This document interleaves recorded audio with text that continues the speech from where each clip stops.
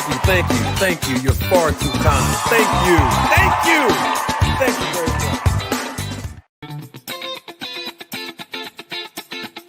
Representing the business of boxing, ladies and gentlemen, let's hear it for Mr. Marty. Thank you. You're far too kind. Thank you very much.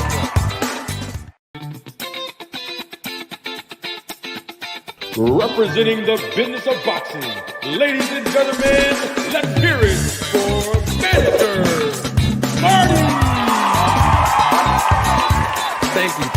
Thank you. You're far too kind. Thank you very much.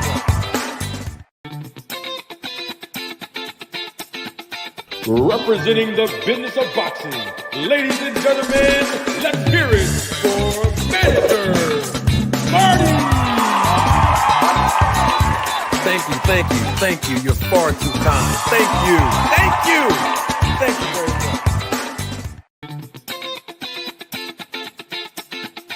Representing the business of boxing, ladies and gentlemen, let's hear it for Mr. Marty. Thank you. You're far too kind. Thank you very much.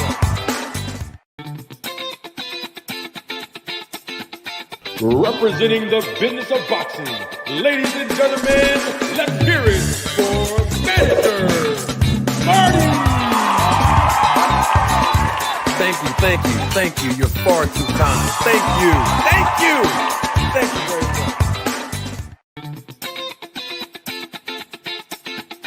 Representing the business of boxing, ladies and gentlemen, let's hear it for Mr. Marty.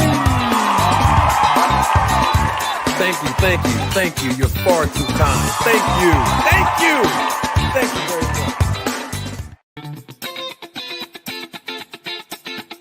Representing the business of boxing, ladies and gentlemen, let's hear it for Mr. Marty. Thank you. You're far too kind. Thank you very much. Ladies and gentlemen, members of the jury, members of the Roll the Tape film crew, welcome to another episode of Roll the Tape podcast with Manager Marty. Come on in. Grab a plate. I have some food that I want to serve you, some food for thought. Yeah, come on in. Just to let you know real quick, we starting this show off right. We going straight in. No infomercials. Let's go. If you haven't done so already, please subscribe to the channel. Join the channel, become a member of the Roll the Tape film crew. Be a part of the Roll the Tape family. Come on in. Grab a plate. I have some food that I want to serve you, some food for thought. Double salute to all the members of the Roll the Tape film crew who's watching the live right now. You could have been anywhere else in the world, but you chose to be here with me. Don't worry about who's not here as long as you're here. Don't worry about who else is not here as long as you are here. Double salute to everybody watching the replay of this live. Yup. Come on in. Grab a plate. I have some food that I want to serve you, some food for thought. Just so we are all clear, this is an open panel discussion. Yup. Terrence Crawford fans, join in. Click the link. Errol Spence fans, join in. Click the link. Yeah, you don't have to do it now. Yep. Come on in. Yeah, because see, we have to talk about this. Now, I know content creators all across the YouTube platforms, as they call it, the YouTube streets, have already dived into this topic. I don't know what people have said because I wasn't watching other people, but I do know that most people already covered the topic based on Errol Spence Jr.'s interview that he conducted with Andre Ward. We're going to get to that in just 1 second. I want to know, did Errol Spence make excuses for losing to Terrence Crawford? I want us to talk about that in a discussion. Yeah, this is nip it in the bud. Remember we used to do this Some of you day one supporters, y'all remember this. When I invited Terrence Crawford fans before Terrence Crawford fought Errol Spence, I called the segment of the show Nip It in the Bud, quotation marks over the word bud, as a double entendre for Terrence Bud Crawford. And we were discussing who did we think was going to win the fight between Terrence Crawford and Errol Spence, and how we thought each fighter was going to win. And we had countless debates 2 to 3 times per week leading up to the fight. We're going to get into it. The link is pinned to the top of the chat. All you got to do is click the link and come on in. Let's talk about it. I'm looking forward to several people joining the panel. Errol Spence fans, Terrence Crawford fans, new true boxing fans, either way, you're all welcome. But before we get to that, Claressa Shields, she made a big announcement on social media. You know, I got to turn my camera on, make sure we know who's running the show. You know, every now and then you got to show your face. You can't have a big mouth and won't show your face. Glad to see y'all. I miss y'all. It's always a pleasure to be live. Always a pleasure to publish content. Yeah, I appreciate all of your support. Come on in. Grab a plate. I have some food that I want to serve you, some food for thought. Now, enough with the hugs, handshakes, and Valentine's Day cards. Claressa Shields has a fight announcement. I believe that the fight will take place August the 15th. Claressa Shields and her new opponent, her next opponent, right? We've been dying, and I don't mean the word dying literally, but we've been anxiously waiting, some of us, for Claressa Shields to announce who she was going to fight against. Who was her next opponent going to be? Now, we've heard her and her promoter on numerous interviews talk about how much of a legacy fight this is.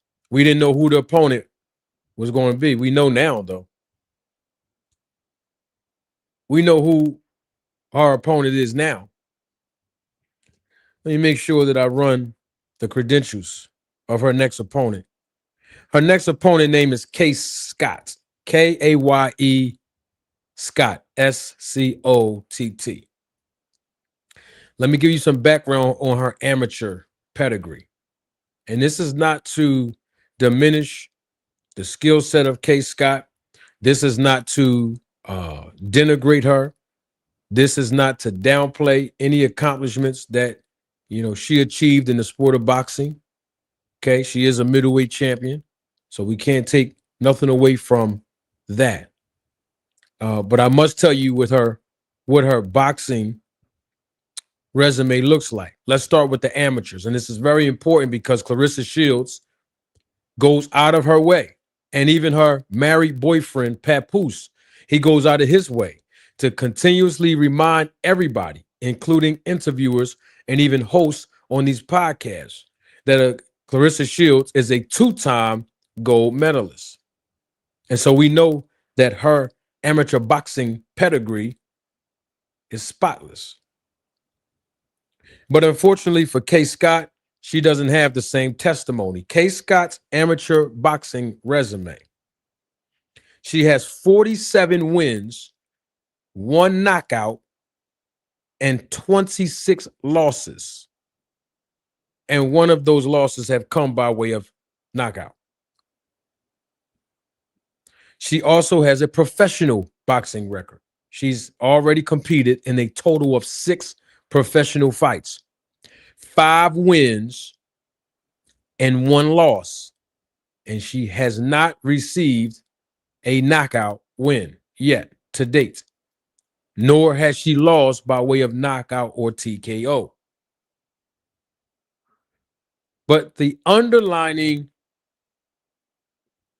element with regards to this middleweight champion, Kay Scott, not only is the fact that she is from Australia, but she is 42 years of age. She's about 10 years plus of Claressa Shields senior. But she, of course, she doesn't have the experience level of a Claressa Shields. So I know that Claressa and her promoter wanted to hype it up and say, oh man, woohoo, this fight announcement is going to be a legacy fight, a major big announcement. But this is totally a mismatch. I mean, we know that Claressa Shields walk around almost 180, 185. We know that. So not only will she come into this fight in August as the more experienced fighter, the more decorated fighter, the more accomplished fighter, but she's also going to come in this fight as the naturally, physically bigger fighter against Kay Scott. And I know they want to sell us on this, but I'm expecting Claressa Shields to win this fight in dramatic fashion, and so should you. We're going to get to Errol Spence in a minute. I'm glad to see a couple of Terrence Crawford fans here because this is the Nip It in the Bud show. We're going to get to Errol Spence in a minute. I need Terrence Crawford fans to click the link. Not now. I'm going to open up the panel in just a minute. I want to clarify some things for this Claressa Shields announcement, but I just want to let all of those people that just came late to class, I want you to know what we're doing tonight. This is our Nip It in the Bud segment.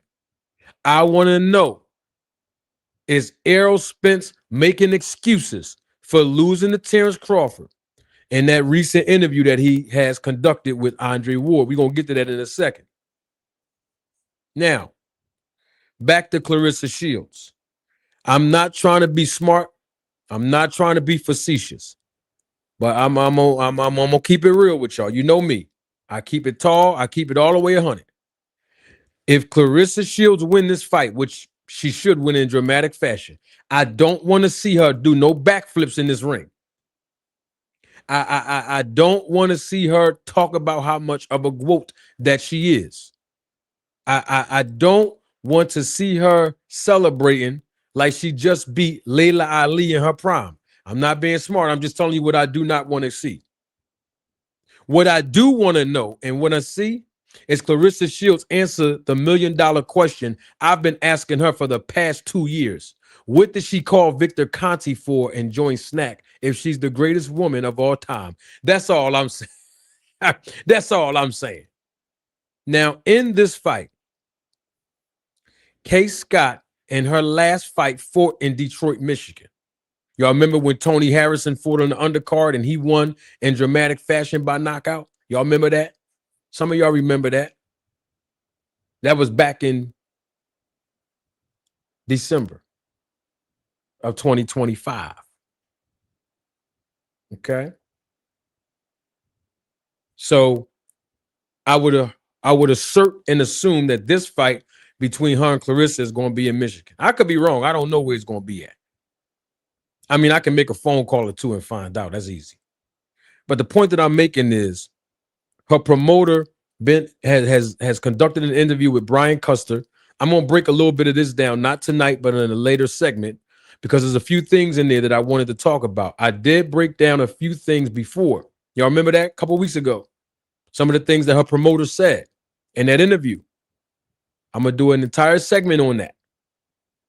But my point in bringing that interview up is that Claressa Shields' promoter, Dimitri Salita, his words, not mine, he said that Claressa Shields generates over $1 million in ticket sales, over 1 million in ticket sales when she fights. But what he did not say is that Claressa Shields does very well when she fights in Michigan. And I'm just trying to figure out, with the star power that she has generated over the past 10 years that she's been with Salita Promotions, I'm just trying to figure out, when are they going to market her outside of the state of Michigan? I would like to see her fight in Las Vegas, is what I'm saying. I would like to see Claressa Shields compete in Brooklyn, New York, at the Barclays Center. I would like to see Claressa Shields compete at Madison Square Garden. Bring her to my hometown in Philadelphia. I would like to see her fight in the arena there. What I'm trying to say is this in business. We don't want Claressa Shields and her team to outwear their welcome, to overstay their welcome. We know that she does good in Detroit, Michigan. We know she does good in Flint. Matter of fact, speaking of that, I do think that the advertisement said that this fight's going to happen in Atlanta. Excuse me, that was my apologies. I forgot about that. She's fighting in Atlanta, Georgia. That's what y'all saw the little digital flyer that's floating around on social media. It did say that. That was my apologies. I do know where she's fighting in Atlanta. Couple of things on my mind right now. I'm rusty, y'all. I haven't seen y'all in a while, and I'm glad you're all here. I love y'all. Good to see y'all. I miss y'all. But yeah, in Atlanta, Georgia, because she lived there now, right? I'm glad to hear that. I'm glad she's fighting in Atlanta. I want to see her fight other places now, so she can generate the revenue that she rightfully deserves as a star. She's not a superstar. No. Don't get mad at me for saying that, but she's not a superstar. She is a star in boxing, but she's not a superstar. I'm talking about, like Tank Davis, superstar. Deontay Wilder, superstar. Errol Spence Jr., superstar. I mean, I'm just going to name them three. You can place any of these three fighters in any venue, particularly at the height of their career, and they're going to do big numbers. Danny Garcia. I mean, the list goes on and on. So I want to see her fight in different locations, geographically speaking. She's fighting against a 42-year-old Australian who has only 6 professional fights, who's 5 wins, 1 loss, no knockout at all. And she's 42 years old. I'm talking about the opponent. Let's not do backflips here like Claressa's not supposed to win. I expect her to win in dramatic fashion too. And look, it's not Claressa Shields' fault that a lot of the women boxers have started late in their career. And, it's not her fault. So I'm not holding her accountable or her promoter accountable. But at the same time, I don't want to hear Claressa Shields keep saying she's the greatest woman of all time, and she really hasn't stepped up her level of competition yet. Not only that, I know that what I'm about to say is controversial, but I've been around the sport of boxing in a lot of different capacities, and I have the experience and the knowledge to say this. Claressa Shields, this is just in my observation. I've said this before, and I'm going to say it again. Claressa Shields, to me, she still fights like she's in the amateurs. I would like to see her develop. I'm talking about style-wise. When I see her throwing certain punches, when I see her exchanging, when I see her not throwing as many body punches. I'm talking, especially in the exchanges. When she's throwing her hands rapidly in an exchange, like when her opponent is exchanging with her, I still see those amateur vibes, and I want to see her develop. I mean, that's all I'm saying. That's just my observation. So I'm not expecting to see backflips and talking trash after the end of this fight. I expect her to dominate this woman, Kay Scott. And I do want to give respect to Kay Scott, because this is boxing, y'all. Anything can happen at any given time in the sport of boxing. So I don't want to make it seem like, Kay Scott doesn't have the chance to win. Anyone who steps in that ring, male or female, has an opportunity to win a fight.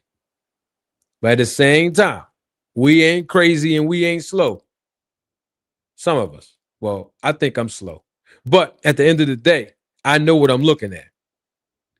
So I don't want to hear the greatest woman of all time. I don't want to hear all that. I don't want to hear Pat Poose either.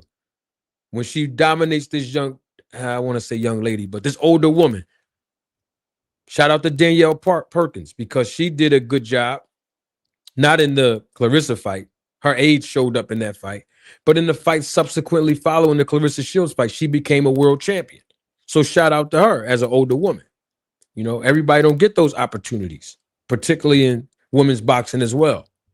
But I got to keep it real with y'all. I mean, you know, the woman is 47 wins, 26 losses in the amateurs.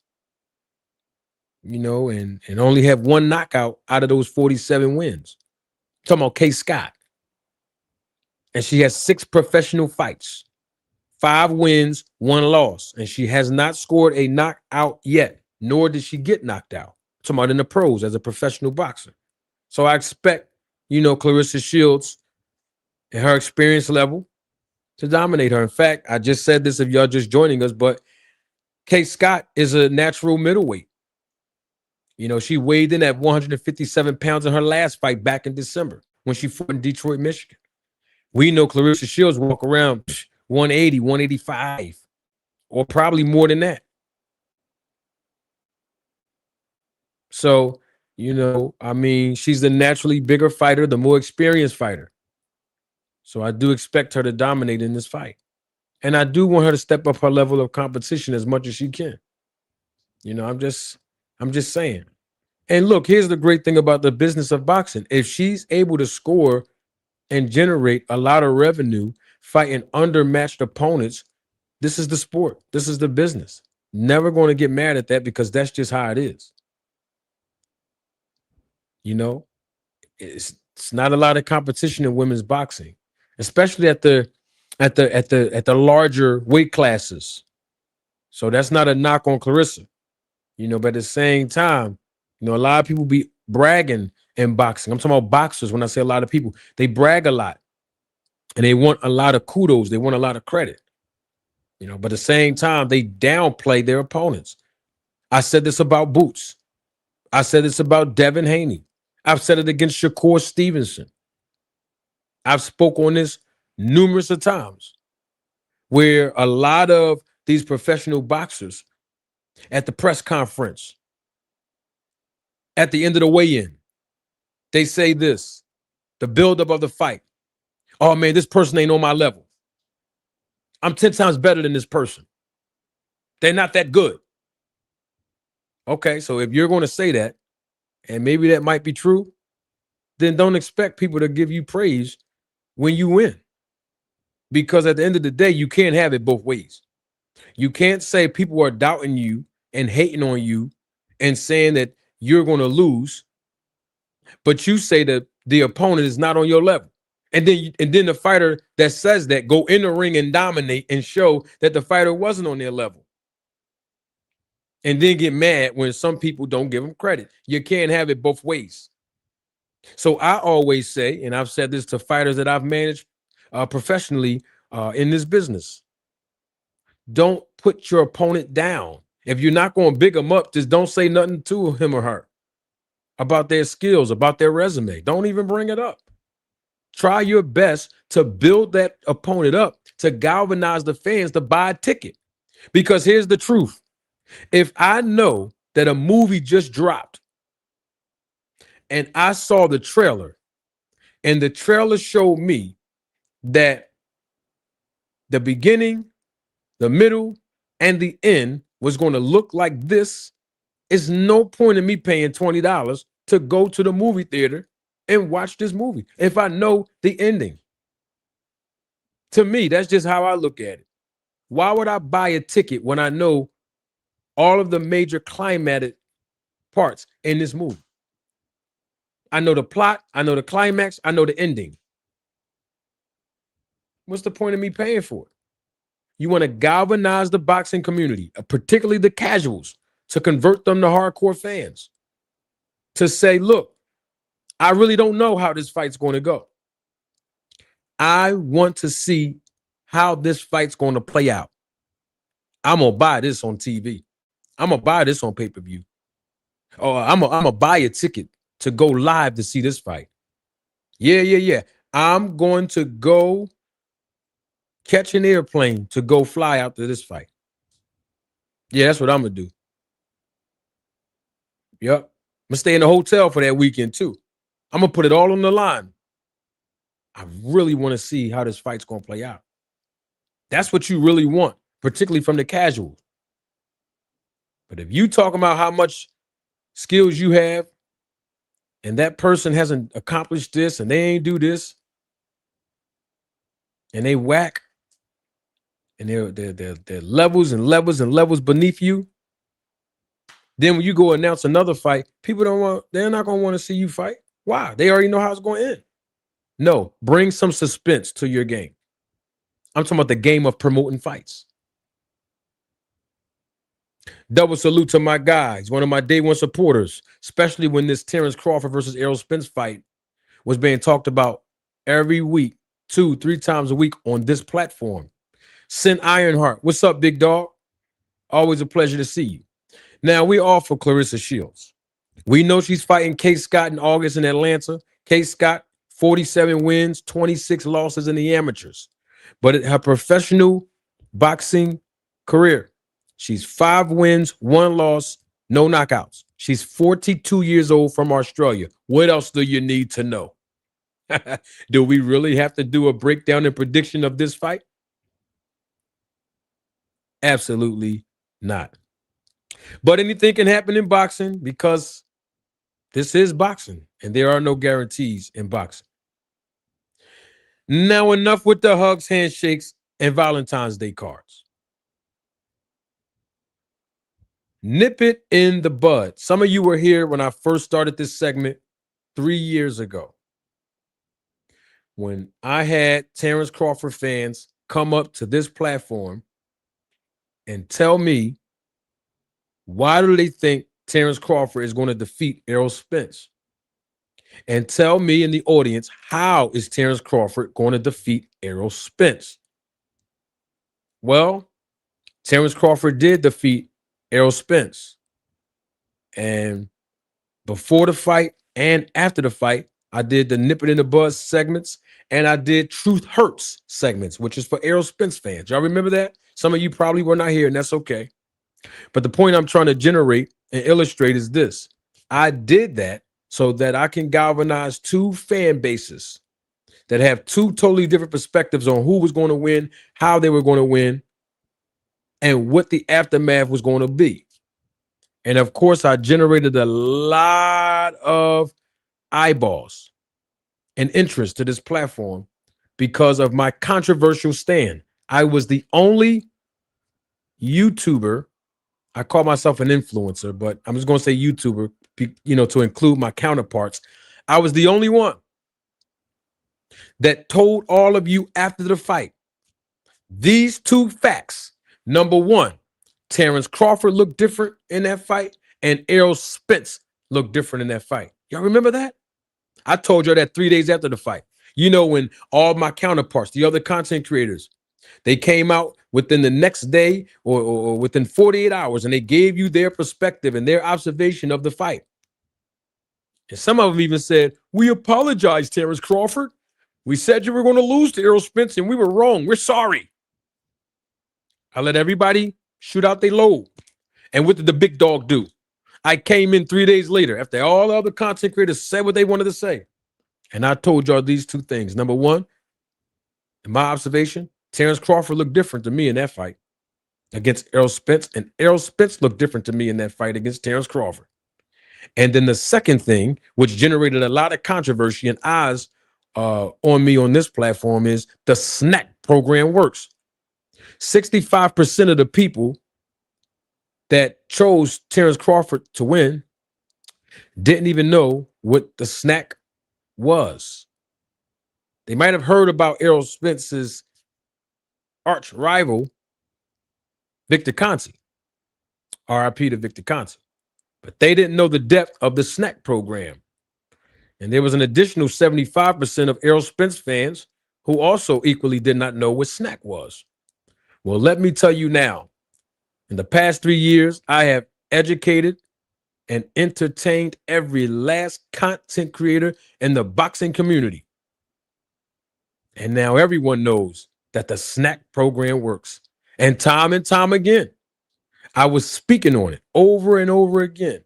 about what snack was and how snack benefit the fighters that have associated themselves with Victor Conti's program. I told y'all back then, and I'm going to tell you again tonight, I don't know if the product works.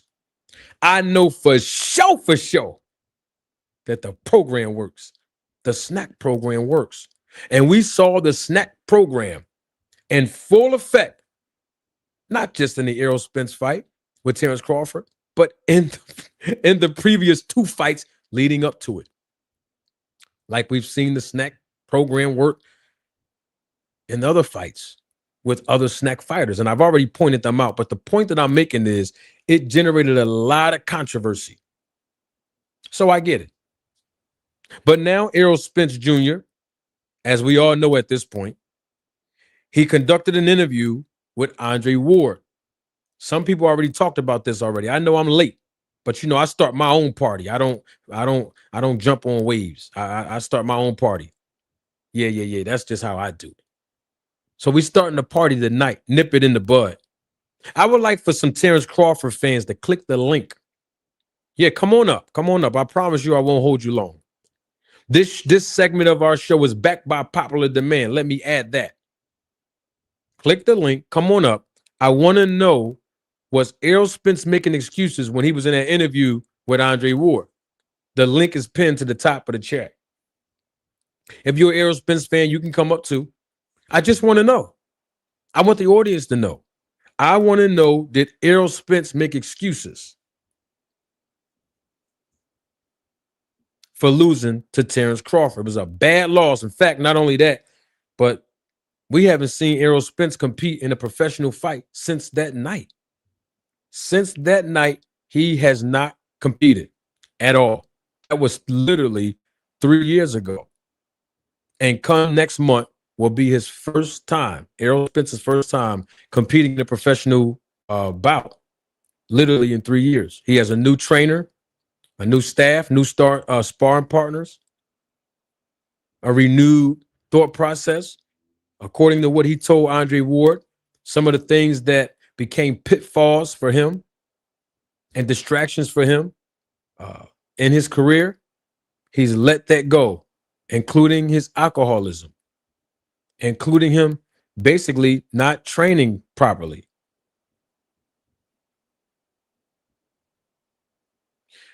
Let's see. We got my man, Mr. Greg, here, backed by popular demand. What's up, Mr. Greg? Hey, it's been a long time, and I was saving everything, all the good stuff for our conversation, because we spent 3 years talking about every aspect of this subject and the fighters themselves, and here we are now, 3 years later, with these revelations, some excuses, a lot of disappointments, and a lot of questions from my perspective, at least. All right. So before you start, Mr. Greg, Yeah, let me go ahead. let me set the table properly for people that do not know what's going on. I want to play some excerpts of the audio of the interview that Errol Spence did. This is the interview that he's conducted with Andre Ward last week, and he said some things that some of us were not even aware of. Let me see what we got here. Don't take my word for it. Roll the tape. I had to get on that. Dang, bro. It sounded like you had the worst trying to do whatever, but just basic training, bro. You know what I'm saying? But at that time, I should have did some NDAs and all that on everybody. But yeah. So how you feeling when you get to Vegas the week of? What's your honest mental, like your confidence level? Any doubt? I got to Vegas probably like 3 weeks before the fight. I was in Vegas for like 3 weeks. And, it was just regular training, like hitting the pads, running, trying to do sprints, trying to do whatever, but just basic level. Any doubt? I got to Vegas probably like 3 weeks before the fight. I was in Vegas for like 3 weeks. I'm going to stop it there, Mr. Greg, then I'm going to move it forward. That was Errol Spence. Let's just stop it there. Errol Spence said he was in Vegas for 3 weeks before the actual fight. He said and I'm gonna paraphrase some of the things he said later on. Errol Spence said he did no sparring in the 8 weeks of training. All he did was basically use the focus mitts and calisthenics and all the other basic things that we do in boxing as amateurs and professionals. But he did no sparring up into about 6 weeks. He did 6 weeks of no sparring. And then I think the last week or two, he did a little bit of sparring based on the injury to his ribs. He announced that. He also talked about not really having the strategy with his team. He criticized Derek James. He also mentioned the fact that he knew in his heart that he was going to have to take this beating to get this check, meaning that he had no confidence based on the fact that he didn't really have a 100% preparation for this fight, which then culminated to him having the mindset of, since I know I'm not going to be ready anyway, I haven't been fully prepared. My family need this check. I got a job to do. I might win, I might lose, but I know for sure is a possibility. I'm gonna have to take a beating and walk through the fire in order to do that. He also mentioned, and I like how Andre Ward and the producers back there showed on the screen how when Andre Ward brought it up, he made the reference to fans all across the world insinuating that something was wrong with Errol Spence in the locker room when Jim Gray was interviewing him before he came to the ring. He looked like he was lethargic. He looked like he was sleepy. Some people even thought that he was high off of marijuana. And we heard so many rumors. But Errol Spence confirmed that he was actually tired. He didn't get any sleep. You can tell he had bags under his eyes. I mean, there was so much meat in this conversation where he talked about some of the reasons why he lost this fight, but he still gave Terrence Crawford credit. What's your take on all of it? And I don't want you to go on a rampage, Mr. Greg. So I want, because I don't want nobody to get lost, because we know you are an avid Terrence Crawford fan. I mean, make no mistake about it. Mr. Greg, you was one of the ones going back and forth with me. This is how we got cool, Mr. Greg. You know what I mean? You know, see, people new to the channel and don't know how we got cool. But when I was talking about how I believe that this is going to be a good fight, but that Errol Spence has some advantages more than Terrence Crawford, and I actually chose Errol Spence to win this fight, and of course he did not. But Terrence Crawford, make no mistake about this. I have to say this because I know people have been calling me a hater for 3 years, and it's just been so crazy. But you can't blame Terrence Crawford for the things that Errol Spence lacked. Nobody can say, well, that's a knock on Terrence Crawford. No, he did what he was supposed to do. And I'm sure if the shoe was on the other foot, Errol Spence, if he was healthy and Terrence Crawford was lacking something, he was supposed to do his job when he get in the ring. So nobody can take credit away from Terrence Crawford because of the lack of preparation for Errol Spence. So in segments, and I'll probably stop you periodically, as a Terrence Crawford fan, you heard the things that Errol Spence said. Right. What's your take on all this, bro? I'm not surprised, but I'm disappointed because if you remember, I've always said that Earl has a history of being unprepared. This is surprising in this fight that this would happen, but it's not surprising because that's his history. This is not the first fight that that Earl was not 100% prepared. This should have been a fight where he should have been 100% prepared. I was kind of surprised that Andre didn't ask the questions that I would have asked, such as why did all of this happen in the first place? What's that in particular? How do you go to train and don't spar for 7 weeks, but then you have a rib injury later? That's what I got from that interview. Now, if I'm wrong, somebody can correct me on that. But what I got from the interview, he went to train and they did not do any sparring for 7 weeks because he couldn't find southpaws, which is how come you couldn't find southpaws, and why, if you're now criticizing Derek James about you're not sparring, how did you allow yourself to do pad work? And y'all didn't speak because that's what I got from the interview as well, that they didn't talk about it. How do you do that? How do you be that unprofessional? Because this is also his fight. Derek is the trainer, but the business is Errol. Earl should be professional enough to know to ask that question. Or if Derek wasn't getting the sparring partners, do it yourself because this is your career, not Derek's. So Andre never asked the why of that. He never asked how did you get a rib injury? What were you doing? You were in Vegas for 3 weeks. What were you doing in Vegas to the point where the night of the fight you hadn't slept the day before? What were you doing to cause that? So there are a lot of questions there from my point of view that were not even asked. Now, what I get from it is some of the things he was alluding to, that at some point he's going to write a book or do a documentary or something of that nature. But what that says to me is you sold your fans, you sold the fight fans a product that you knew was already broken. And now, when you're explaining a little bit about why you went into a fight knowing you were not prepared to fight, we now have to wait for you to do a documentary or a book where we'll have to pay a second time to find out why you didn't give us what you were supposed to give us the first time. So that's disappointing to me that that mindset is there in terms of what he didn't do. The fact that he was saying that he was setting his family up for money, to have some money in case. But then he says he didn't touch the money from the previous fight, which was the Ugas fight.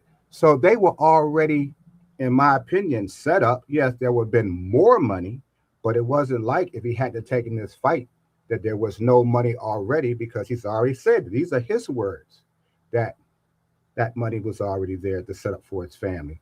So that makes me question that as well. Yes, did you go to do the fight because you want to get some money? Yeah, but tell the truth. If you can't tell us what, excuse me from the if you can't tell us what was going on, why tell us bits and pieces? And you know you got a fight coming up. Is that what you're using this particular? Because you know that you're gonna be asked those questions. So were you using this as a way of sort of getting us interested in your comeback a little more?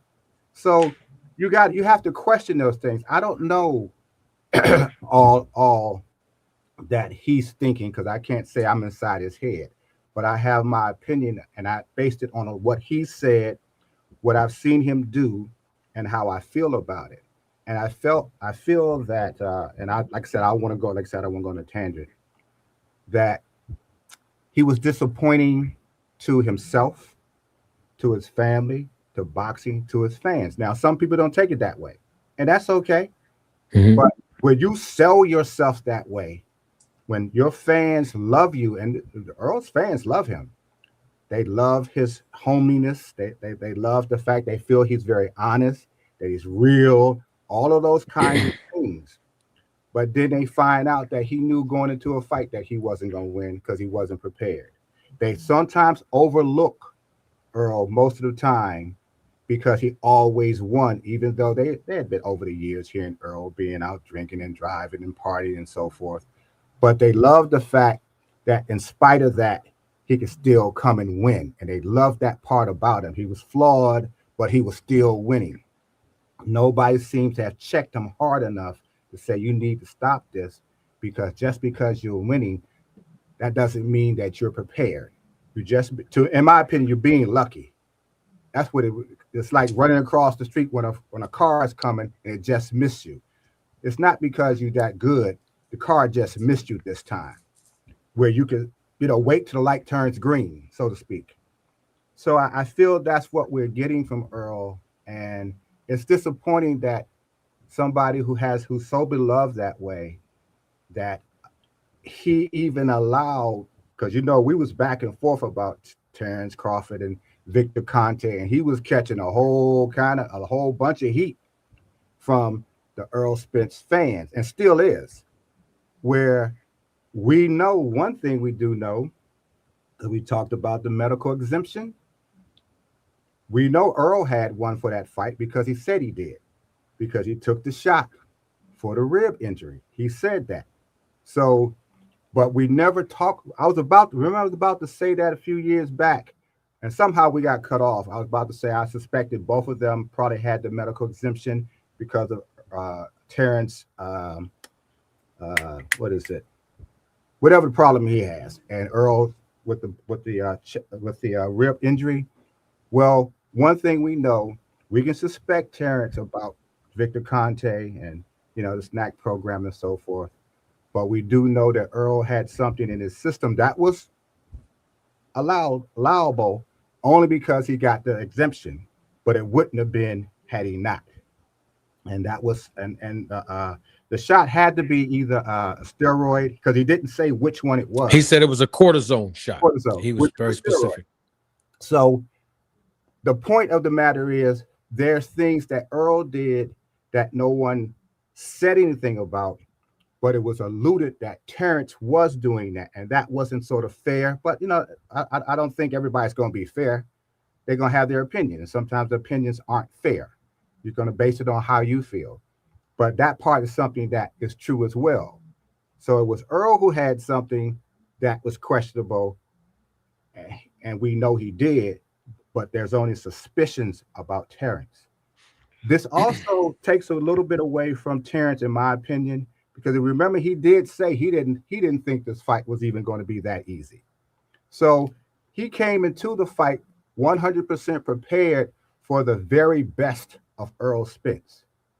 So when you don't get that, it takes something away. Yeah, you're going to beat him, because I mean Earl was going to get beat regardless, in my opinion, because Earl is just not as talented as Terrence. Yes. Period. He don't have the mental capacity of Terrence.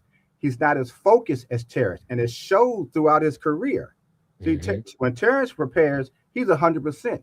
Earl has the history of cutting corners, and that's where true. You can see that it's mentally. It's not just a physical thing. Yep. It's what your mindset is. And so, but when you got fans that love you like that, you get arrogant. You get a little contempt for what you're supposed to do prepared. And as you know, contempt breeds arrogance. And that's what happened with Earl throughout his, I want to say the last let's say the 5 or 6 fights, his last 5 or 6 fights. Now, this time, he kind of knew he hit the wall. He knew that. He told us that. Yeah, okay. It might not happen for me this time. I got to go and I'm going to get this check anyway. So the other question is, and I'll hurry up and get out of this. Who else of importance on Earl's side knew he should have never been in that fight? Derek had to know, because you're not even having your own guy you train spar. But who else knew? Did Al know? Did Tom Brown know? Did any of the other business people know? Because to me, you have to question those people as well. Why are you letting somebody go into a fight with a dangerous fighter like like Terrence Crawford, when you know he hadn't even sparred, let alone prepared in any other kind of way to even win? So you got to sign paperwork. You got to get insurance, things of that nature. So I'm not, and I don't want to get on this conspiracy, but I know these are the kinds of things, and you do as well, that you do have to know if you're on the business side of this fighter. So that's a question there that may never get answered till down the road. But here we are 3 years later. We're right back on this subject matter. We got a whole bunch to say about it. And some of the things that were brought up before are now proven to be true, at least from my point of view. Like I said, Earl has never been 100% prepared in the last couple of fights in the first place. I expected more. I expected different. Remember, I told you I thought Earl would probably even knock Terrence down 1 or 2 times, but it would still be an easy fight for Terrence. As it turns out, it was much easier than anybody could have ever expected, especially when you have the skill set of Terrence Crawford. That was just to me, that was just a brilliant fight because he didn't try to kill Earl. He didn't have to. He was doing it very easily without going all out. He probably could, that fight could have been stopped round 6 or 7. We all know that. So, Mr. Greg, you said something that just perked my ears up. And I would have to say that I agree with almost practically everything that you said. But and I don't want to belabor the point because we have Band up here. right. And I want to get his perspective as a Terrence Crawford fan. But you said that Terrence Crawford performed better than in this fight with Errol Spence, better than you all expected. And that's the first time in 3 years I've ever heard you or any other Terrence Crawford fan say that. That's interesting to me. Yeah, because meaning because when I brought it up, Mr. Greg, about Snack, the contention was we already knew Terrence was going to do that. I'm not surprised. These were things that everybody that was Terrence Crawford fans was telling me. Oh, I'm not surprised. We knew all along that Terrence Crawford was going to look like this in this fight because, Errol Spence. And then people named the list, a laundry list, a litany of things that Errol Spence do or do not do for him to look like half of what he looked like in this fight. But when I just heard you say that, I was like, wow, no one has ever said that they expected Terrence to look good, but not that good. Because remember, I'm the one that said it 3 days after the fight. And I'm the only one that said it on YouTube that Terrence Crawford looked different to me in this fight. And Errol Spence also looked different to me in this fight. And I just thought that was interesting. Real quick, Band Up, are you there? Man, I'm here, man. Out here in Seattle with all this World Cup action, you dig? You know what I mean? With the locals, you dig? With the locals, you dig? Yes, sir. Yes, sir. You know what I mean? Absolutely. So, Marty, do you want to ask me some questions, or should I ask you some questions first? How you want this, Marty? Well, I want to ask you a question first. Let's stay on the Errol Spence topic first. That's where we going. Because that's what I want to stay on, right? So let me ask you this question. You saw the interview that Errol Spence did, right? Yep. All right. Real quick, because I know you got a lot of people in the background. I'll go on mute. Real quick. You heard the interview. You are an avid Terrence Crawford fan. You are one of the ones, including with Mr. Greg and some other ones, that was up here fighting me tooth and nail about this fight between Errol Spence and Terrence Crawford months before they even fought, and then after they fought. And I introduced the whole world to the snack program and how much it worked. You was fighting me tooth and nail. I think I can honestly say I've made you and Mr. Greg a believer that the snack program does work. And I have to let the audience in on this because this is as equally as important. Band Up and Mr. Greg, both of you have tried the actual snack products. Mm-hmm. The actual products themselves from Snack. In that, Errol Spence said all the things that he said in his interview, Band Up. What's your take on all the things that he said? Was it an excuse? Was he making excuses for losing to Terrence Crawford in this interview? Your take on that as a Terrence Crawford fan, Band Up. EJ told his truth. That's what I took from it. He told his truth. He gave his fans what they've been asking for years. He gave the public reasons to why he looked the way he looked. But counteract to that, well, not even gonna say but. I'm not gonna say but. At the same time, counteract with that. It's kind of like, all right, so somebody's narrative got to get killed with all this being said, because I hear all this, but it's strategic when he chose Earl.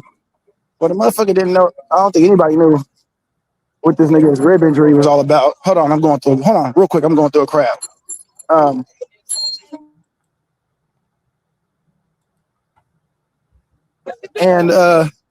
And you know what I mean? You're not going to know that being a part of Bud's camp. It's not like he had a spy over there or anything. Another thing I'm going to point out, he didn't fight any southpaws leading up to the fight. And Bud went southpaw. We know Bud is an orthodox, a switch fighter. Yeah, this way. And, and I found that to be, one thing led to another double, It's ironic how he went complete southpaw that fight. And it's just what I got to say is Marty, for you, how much does snack even play a part? How much did it even play a part, Marty? Because we don't, you know what I mean? You know what I mean? This guy, you fight who's in front of you. You know what I mean? You play who's in front of you. You know what I mean? Like Will Chamberlain back in the day. You know what I mean? He got 100 points against the guys that was in front of him. You know what I mean? If a guy step in that ring, he step in that damn ring. You know what I mean? And you fight the fight. You know what I mean? You give us what we get. But needless to say, I've heard multiple people, like my guy Greg, you know what I mean, AIM Sports Media Greg, say it doesn't matter which version of Errol came in the fight. Healthy one, not healthy one. It don't matter if he came in at his best. The style matchup was a big thing. Jesus, hold on one second. Man, they're having some issues. I'm sorry, I got these people yelling in the crowd. You all right? It sounds like you're at the Errol Spence versus Terrence Crawford fight, the first one. That's how it sounded when I was there. I was sitting close too. That's how it sounded at that Terrence Crawford Errol Spence fight, man. Oh yeah, I'm trying to lead the crowd, man. I'm trying to lead the crowd. Yeah, man. Yeah, Errol looked. I just don't know how much snack played a part into all this because the man was getting beat on in there. And we about to figure out, Marty, another thing to your question. Did he get beat up or did he get beat down? You know what I mean? That's another one to my, you know what I mean, that we gotta put into play. I know you didn't forget about that. And I want to, please, Marty, please let the crowd know what happened with Bernie. What Bernie said, Marty. Bernie was there, Marty. Bernie said I was at the door while Bud Crawford was right up in there. I was watching. Bernie said he was right there, Marty. Every time they came knocking on that door, he was there, Marty. Just like this random building in Seattle, he was there, Marty. Yep, every time, Marty. So, hey, if Bernie say it, it must be true. So, I'm excited. Well, I will say this, Van Duck. Oh, I'm sorry. No, go ahead. Okay. Well, I will say this. I want to do an entire segment on. I don't even want to conflate Claressa Shields and Errol Spence interview.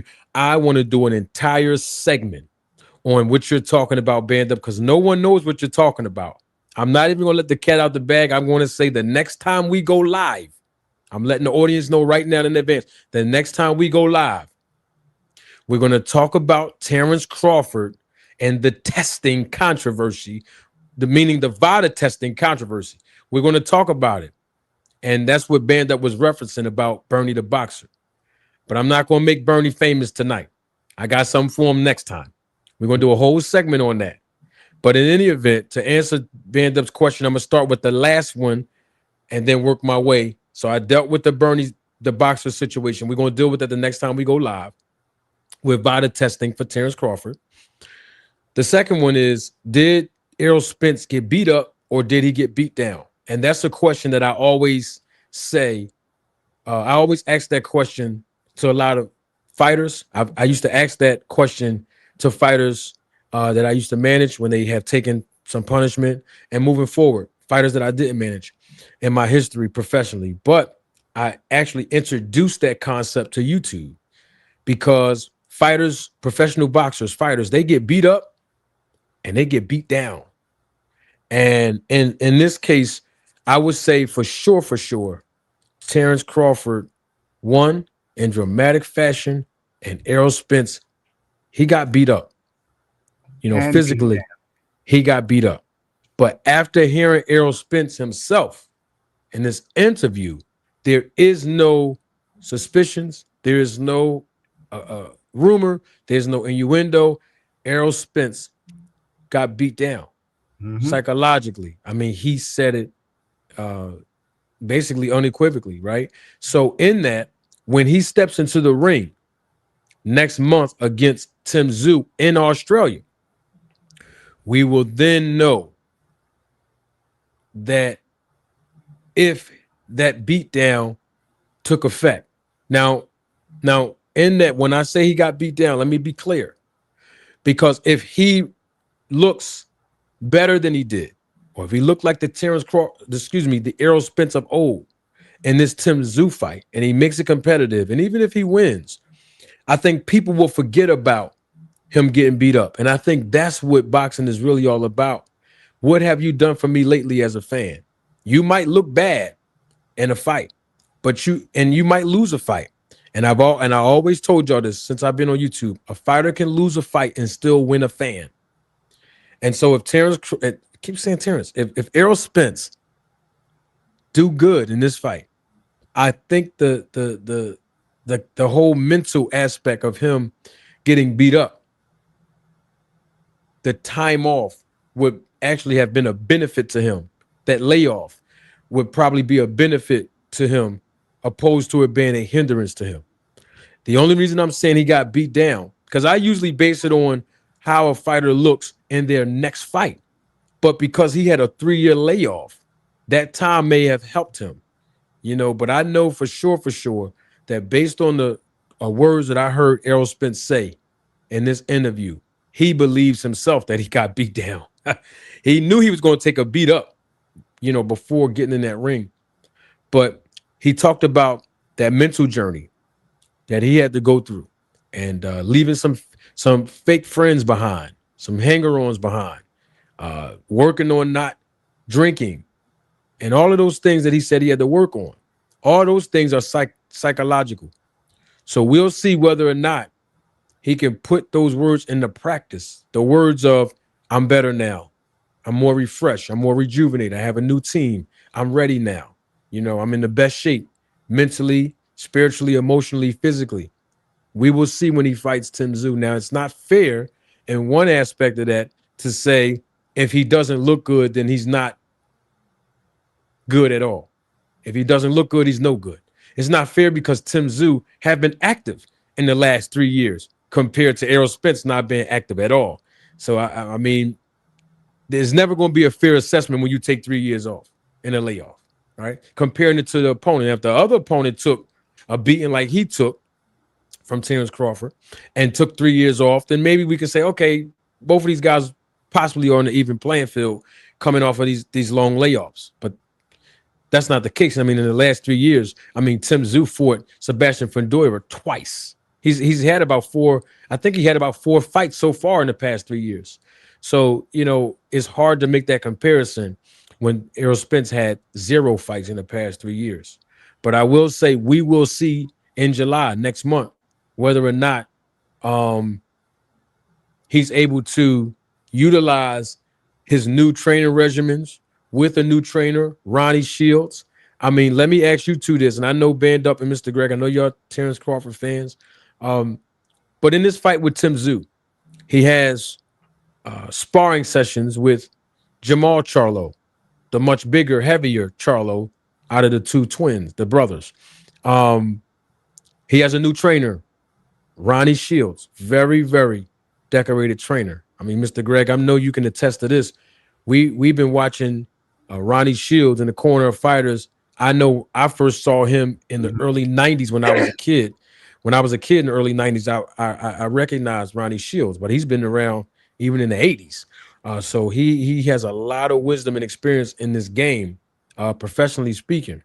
Will this help Errol Spence based on the things you heard him say moving forward in this interview and the fact that he has a new trainer and he sounds like he's renewed and he's not even drinking anymore, which was one of his biggest problems. Do you think that moving forward, even in this fight with Tim Tszyu, that we'll see a more rejuvenated, more renewed Errol Spence? It depends. I think Tim Tszyu, I think he's lost 3 of his last 4. Is that correct? Yes. Okay. So, and Earl's had 1 devastating loss. Yeah. Which they're in somewhat similar positions because they both need to be redeemed. They need redemption. That's how I'm seeing it. But also with Earl, I'm looking at when Riddick Bowe had to get straightened up by Eddie Futch. If Spence puts himself in the same position that Riddick did, where he bowed down to Eddie Futch, listen to him, because Eddie told him, 1 mistake, 1 not showing up, 1 not any nonsense, and I'm gone. Did Ronnie Shields say the same thing to Earl about his habit of cutting corners and things of that nature. If I catch you drinking, I catch these people around you. If I see you ain't being serious, I'm gone. If that happened and Earl said, let me get myself together, that's a plus. But you have to step to somebody who has that kind of history very hard immediately. And you saw how really Bo looked when Eddie Futch got him. He looked very good. Yep. He was like Yeah. on sharp. Secondly, you have to overcome those demons. Do you still have? Are you gun shy? Because you got hit a whole lot, and you also had your own little injuries and you had your own little issues. So coming in, a lot is on the line for both of them. What's the mental capacity of both of them at this time? Because this is a sort of a do or die for both of them.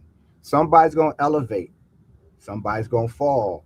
There's always a possibility of a draw, but I think one of them is going to have to step outside their limits in this fight mentally, because Tim Tszyu can punch, Earl can punch as well. So who's going to be able, after all this time, handle hard punches? Earl hasn't had any hard punches in a real fight in the last 3 years. He's been sparring with Charlo. And again, because I haven't seen any film, I haven't heard anything. I hadn't even bothered to watch because I'm working on this other thing. And Tim Tszyu, of course, been fighting, but he has also had these losses. So you got to understand, he also got to, okay, I mean, Australia is only going to keep on rocking with me for so long if I have to start winning so they can have faith in me as well. So they both have those issues that they have to think of going into this fight. Earl's going over there. So Earl's trying to prove something. I got that. Great. You're going to go to another country where you could get cheated, because of hometown favorite, etc. But you're willing to risk that. He's always been willing to make those kinds of risk. But now you got to make that kind of risk and be 100% prepared this time. So that can make a whole lot of difference. You're not going to just get lucky this time. You have to be on. Hey, my phone's dying. I got to go. I'm listening. All right, you got it. Glad to have you, Band Up. Thanks for coming, man. Man. Band Up. So those are things that we have to look for in this fight, because this is not a tune-up fight for either one of them. This is a kind of a do or die fight for them both. And both of them have to. I always look at the psychological aspects of a fighter, because you can always have a lot of physical gifts that you forget how to use because psychologically you're not there.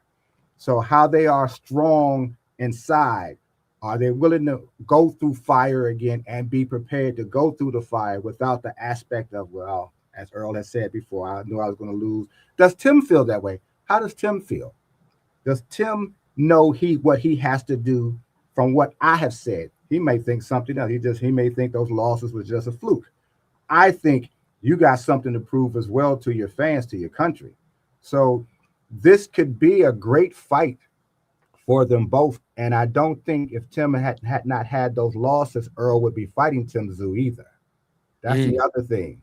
I think they needed in my opinion, they needed the right opponent for him. They didn't need an easy opponent, but they didn't need one that was going to devastate him as well. So I think they found the right opponent in this fight. I hope that's what they were thinking when they did that, because it would be, for instance, let's just say him and Charlo was going to fight. That wouldn't have been a good thing to do for PBC, because those are PBC assets. Why waste either one of them when you can sort of build them back up before you put them in with each other? So I'm sure they wasn't going, and I'm sure that kind of thinking was there. And I believe it was. Yeah, and you know what? It makes a lot of sense that it was, because one of the things that upset me the most is the fact that we've heard rumors and we've even seen digital flyers all across social media that Errol Spence was going to come out of retirement, so to speak, this 3-year layoff to fight Sebastian Fundora. You remember that? That was the original rumor. And I was like, oh, absolutely not. In fact, it became more than a rumor when Fundora, remember, Fundora beat Tim Tszyu in their first fight. And PBC had Errol Spence jump in the ring to try to promote it. And I knew that was bad money. bad business. Coming off a 3-year layoff to fight him, belt on the line or not, money on the line or not. That fight right there, absolutely not. So they said, you know what? We'll throw Thurman in there, as they should have. The throwing Errol Spence in there to fight a Sebastian Fundora coming off a 3-year layoff and the beating that he took. Of course, he had the cosmetic situation with his face and all those things. It just wasn't a good look. So I agree with you. This is the right opponent. I mean, Tim opponent, and Tim people Zoo. gotta understand. I'm sorry. Go ahead, You Mr. have Greg. to understand with cosmetic surgery, it's easy to damage somebody's face who has cosmetic surgery. Yeah. People think it's just a year to healing. No, it's more than it's sometimes 3 or 4 years. And you got to remember, you're still aging. So whatever you got to pull and tuck and nip, your body is still going to age. So sometimes it will fight against the surgery that you've had. And then you in the ring and somebody hitting you. And I think Terrence was wearing horsehair gloves. He was. Particular fight. He had the MDX version of the Everlast. So you was really getting the full blunt of those hard punches because he's a hard puncher. So yeah, that's why you saw in the second round, his face was already starting to get distorted. So you had those elements there. You're getting hit by somebody who can punch, is coming fast, and you got cosmetic surgery in the first place that hasn't fully healed. Yep. So I don't know. Don't forget, Mr. Greg, in the fight before that, when he fought Ugas hit him with a big shot and his teeth, remember? Yeah. His veneers fell out his mouth. Yeah. They hit it and you get punched in your mouth and I think a lot of times people don't always look into those kinds of things and how they can be a factor, particularly when it's a boxer. You know what I mean? Yeah. And I hope, but again, I will say for Errol, I do wish him well. I'm very disappointed to know that this is what his mindset was. This is what he did. I'm not surprised that his fans are giving him a soft landing because they are. Maybe he'll redeem himself in this fight. You will have to, because as beloved as you are, they should be enraged. The gamblers who gambled on you should be enraged. The people who loved you, who took their little money to come to the fight to see you, should be angry. But because, as we all know, sometimes when you favor a particular family member or a particular person, you give them a pass sometimes, or you even have a blind spot to them when you know you shouldn't.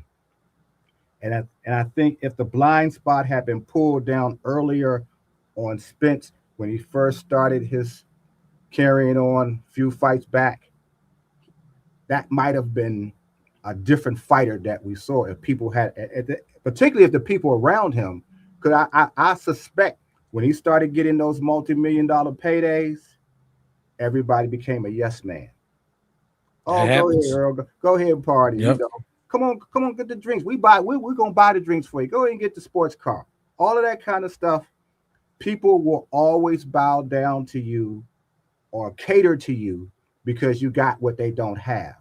And it'll make you feel like you're the man. It happens to most male athletes. Of course. You know, absolutely. You know, absolutely. All the chaos, all the little benefits to women and things of that nature come your way. And you will take, if you're not mentally strong and that team ain't real tight around you, this is what happens. So I'm glad that he's alive because we've already talked about that. I'm glad that he's trying to recover.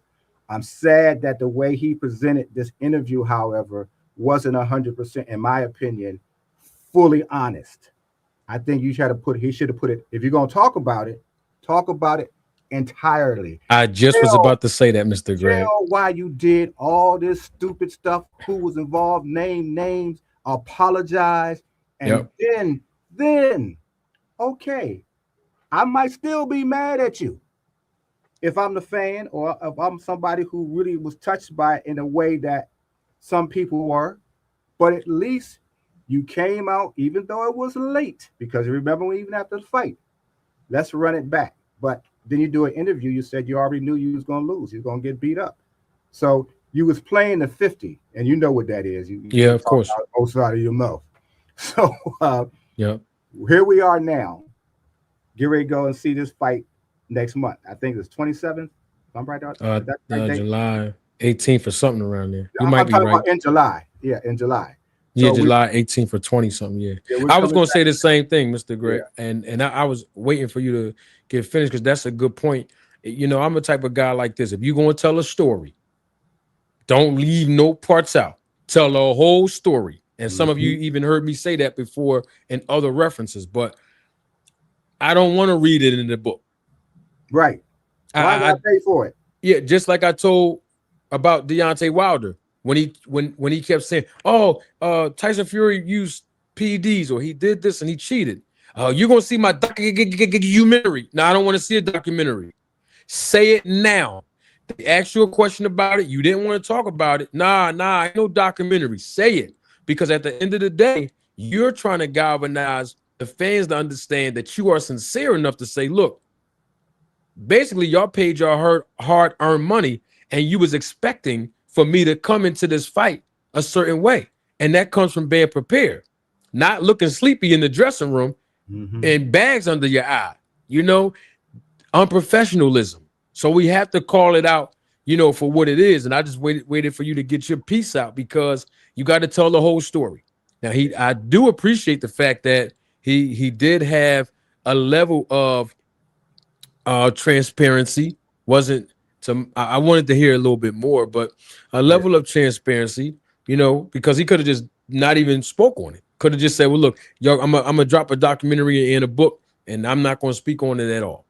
I'm not at liberty to discuss the matter in its entirety." Right? Very politically correct, but he didn't do that. Right. But at the same time, you got to keep it real.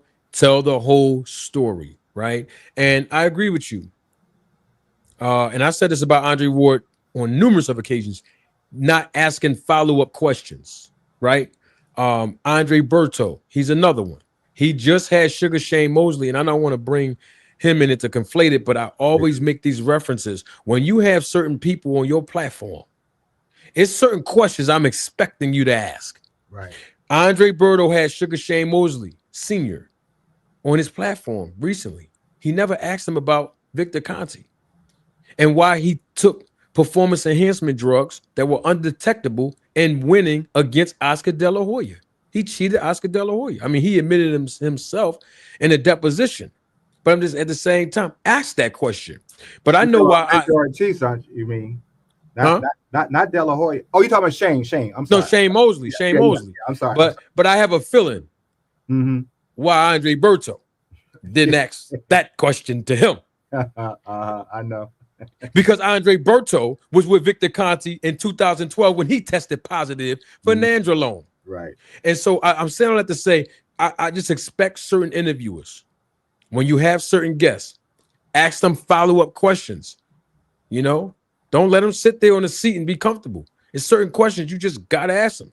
And I do respect Andre Ward for asking certain questions. I saw him. He was trying to get certain things out of Spence. We know Spence is not a big talker. You know, he used his words carefully. He's a talker. When it means a lot, he'll talk. But he's usually a quiet personality. Mm-hmm. So I get that. But Ward did pretty good trying to bring it out of him, you know, and I think that's what a good interview is, and that's what a good interviewer does. And you know, Well, I'm sorry. that's why they won't come see me, Mr. Greg. I know. He brought something out about Spence when Spence keeps his own company. He's his own counsel. He was drinking alone Yeah. because he said all of that.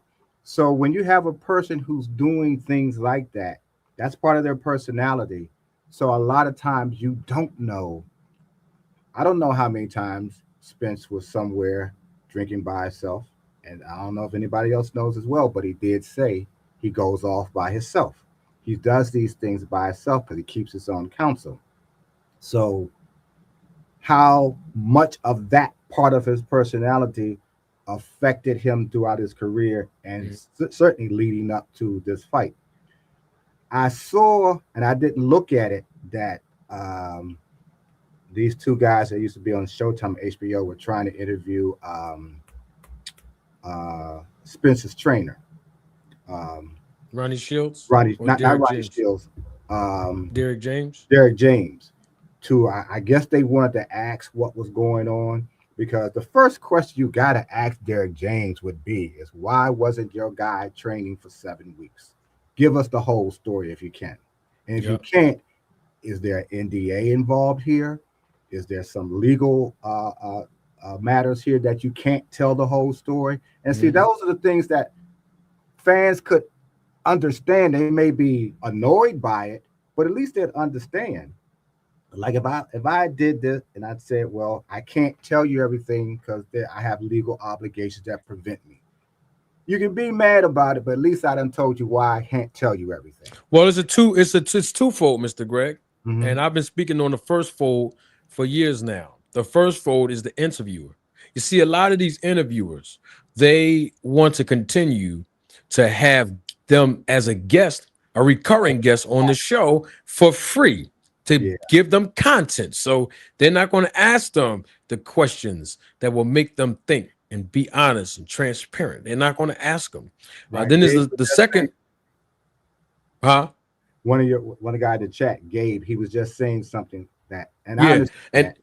and the flip side of that is if you ask them a certain question, like Gabe just said, oh, well, interview's over. I'm not, and I'm saying that because as we talk about Victor Conti on this platform a lot, I give him credit. And I said this before he died and even after he died. It took him, irregardless of his personality struggles, okay? Because I stand by what I said about he gives me personality disorder vibes and his ego being Mhm. bigger than this room, right? Yeah, He still had enough balls to sit in front of me for 5 hours on 2 separate occasions. And it's very hard to do when I have a lot of research that I conduct on you. And knowing that your personality and your ego is so big, I know how to walk you down. And when I get you back in the corner, I know how to hit you with body shots and get you out of there. I know how to do that.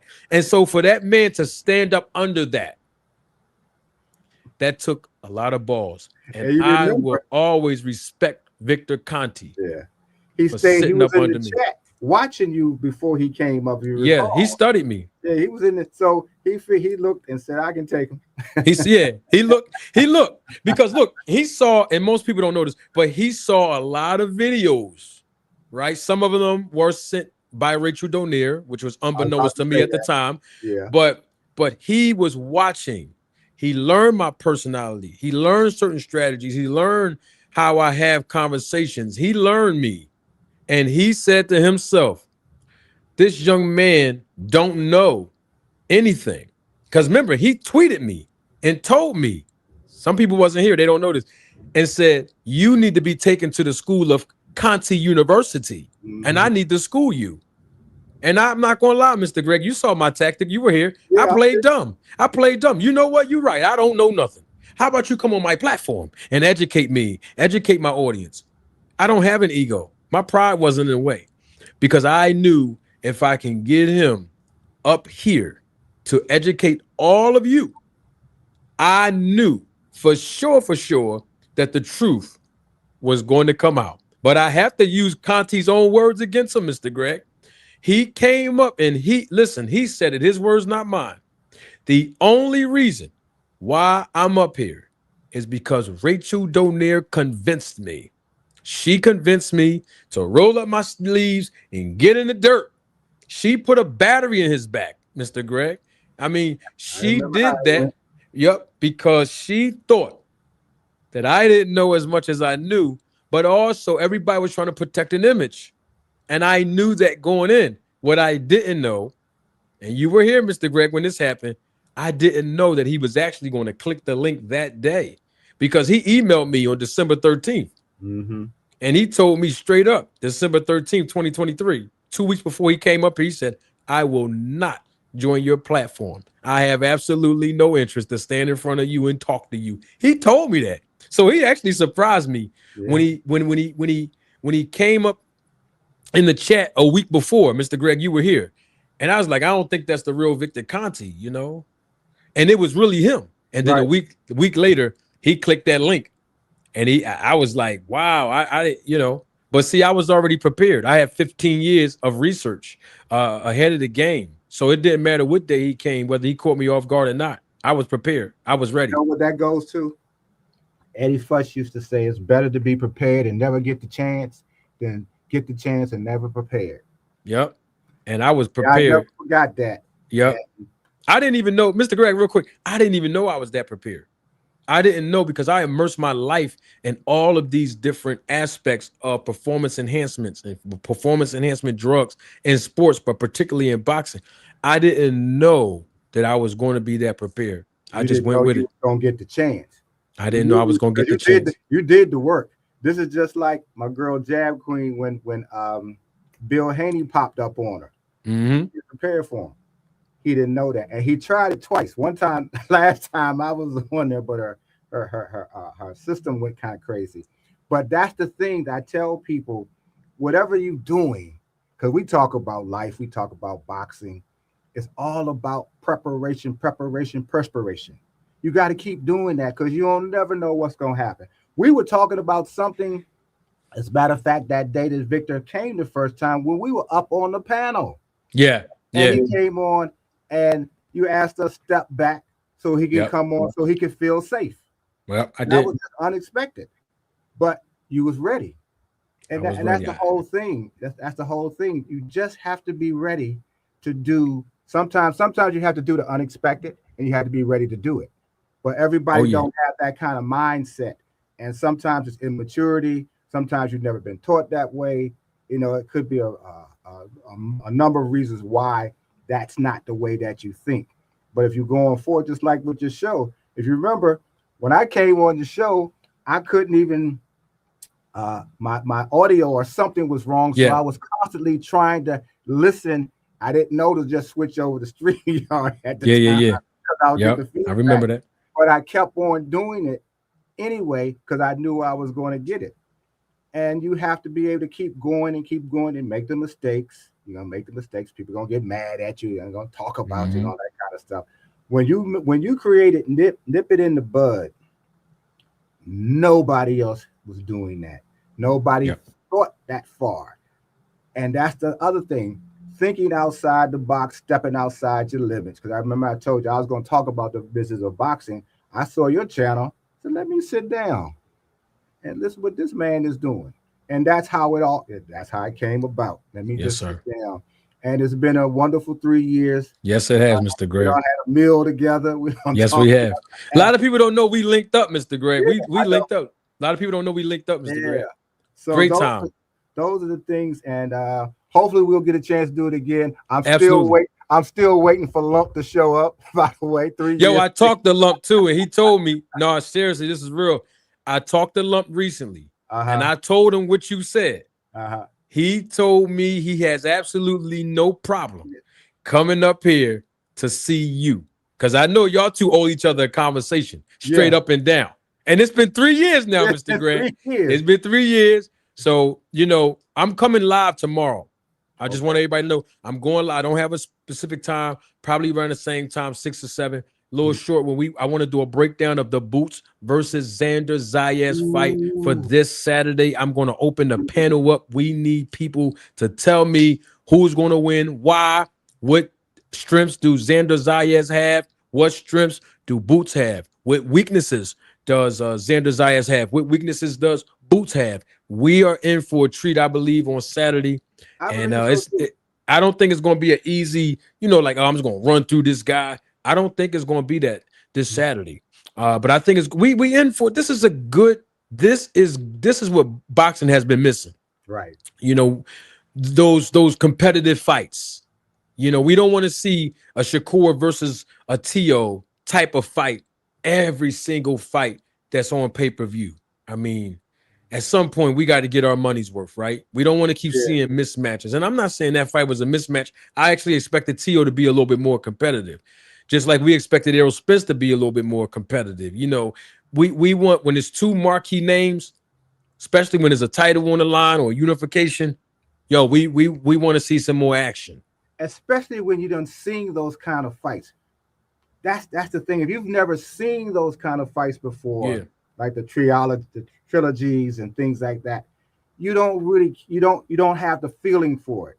But Yeah. when you done seen guys put it all on the line who was fighting at the highest levels, that's what you come to expect as you continue to watch boxing. And that's where somebody who's older like me, or somebody who's maybe a little bit not as old as me, but you've seen a lot of the same fights that I'm speaking of, how you can get disappointed when you see with that fight with Earl and Spence Terrence Crawford. and Terrence Crawford, Yeah. that you think about the summit meeting between Hearns and Leonard, Mm-hmm. big fight between Leonard and Hagler. That's what you're expecting. You're at least you're expecting that drama, and you're expecting both of them to try to win every minute of the fight, regardless of what tactics that they use, with be it psychological, be it physical.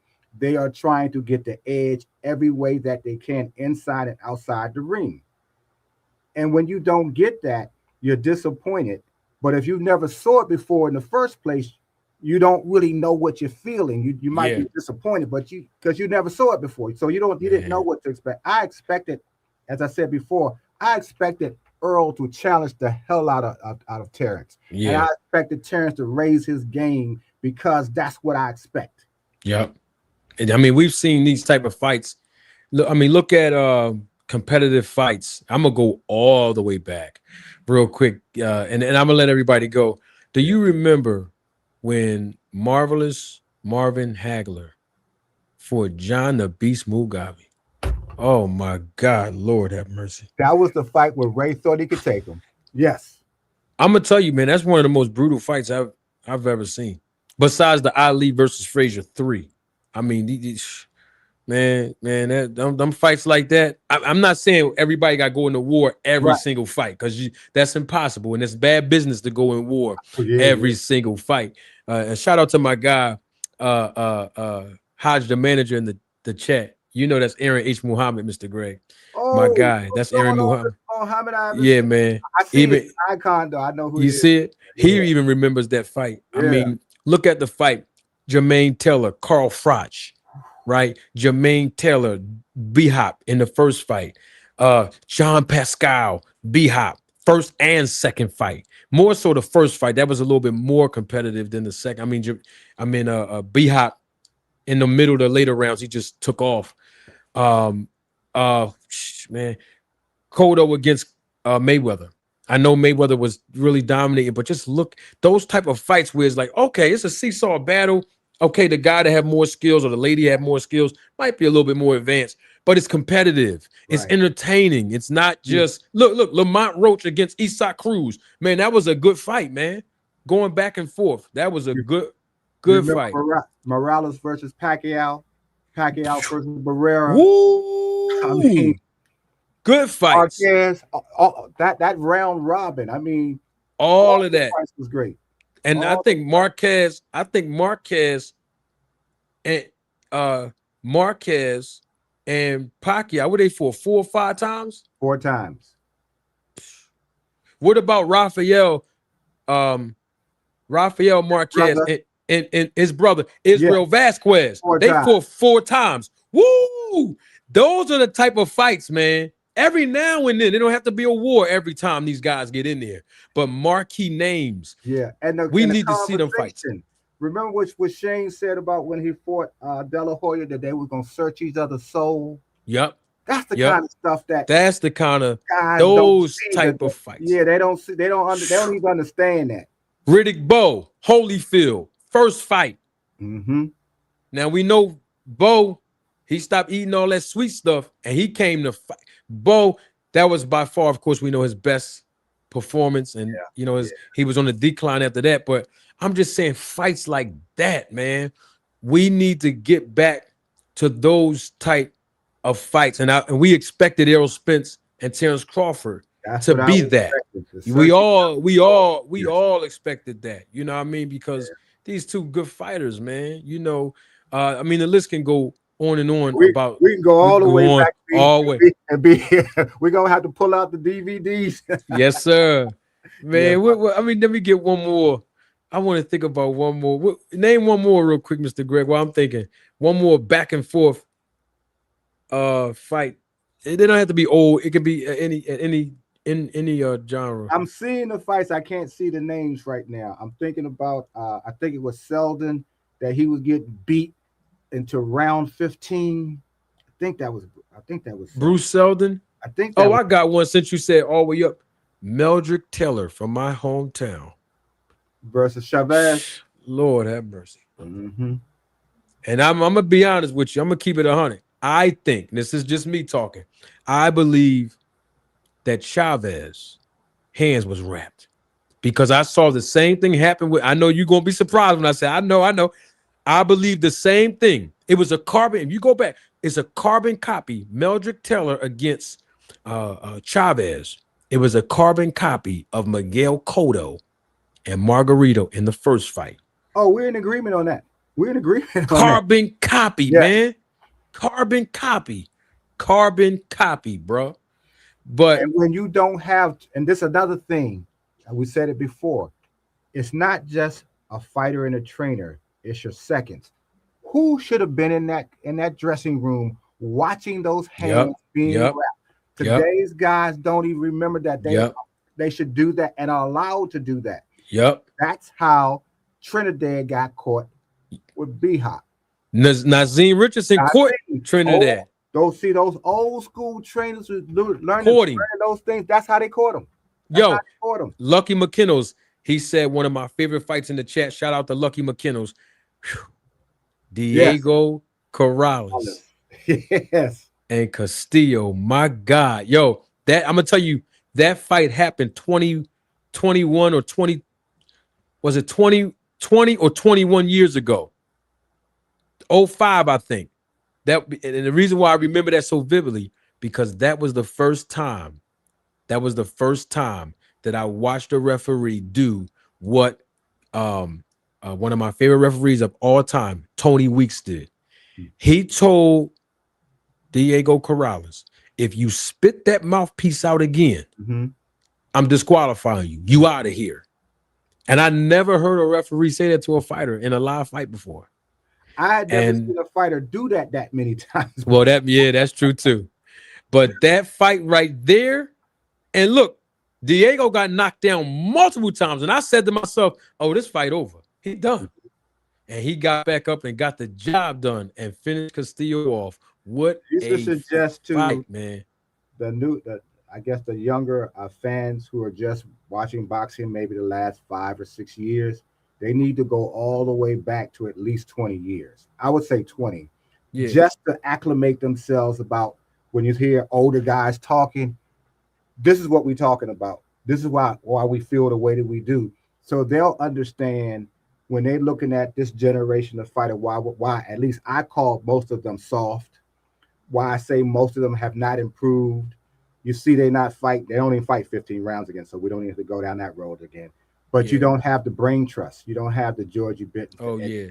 But those kind of trainers who not just trained, but they was teachers. They got were teachers. Your head, and they brought out the very best of you.